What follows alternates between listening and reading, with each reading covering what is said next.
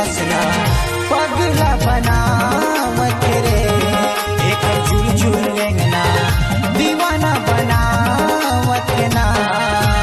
नैना लड़ावत रे दीवाना बनावत ना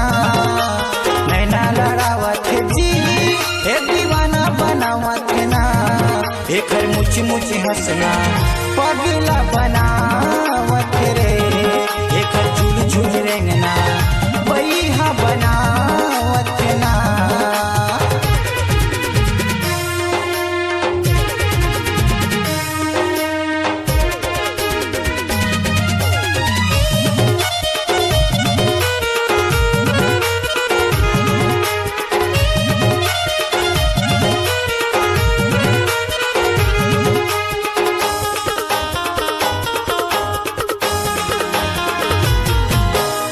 पामा खोचेरे चंपा चमेली मटकत रेंगे हाय रंग रेली जेठी जब होते ती पाछू माया थे छोड़ के अपन संगी सहेली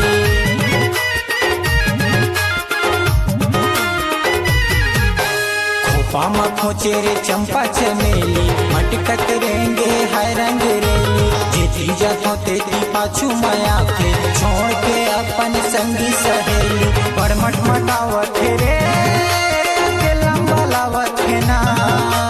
बड़ मटमटावत जी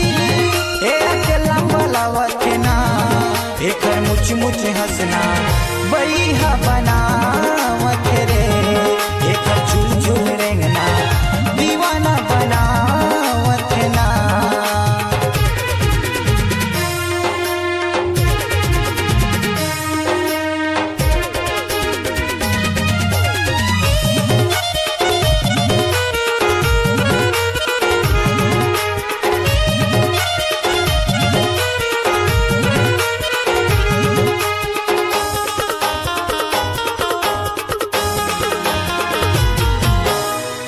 के पैरी हा बाजे रे छम छम सात सुर के निकले सरगम कैसे बनाए हैं लव विधाता देखते रहते हर पल हर दम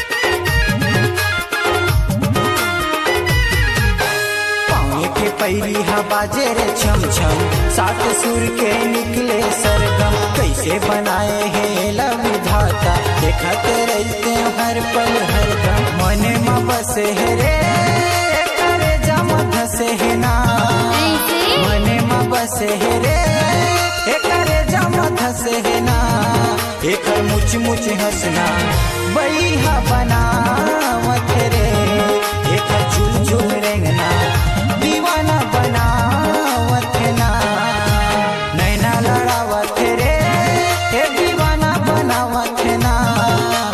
नैना लड़ावत जी ए दीवाना बनावत ना एक मुच मुच हंसना बैहा बनावत रे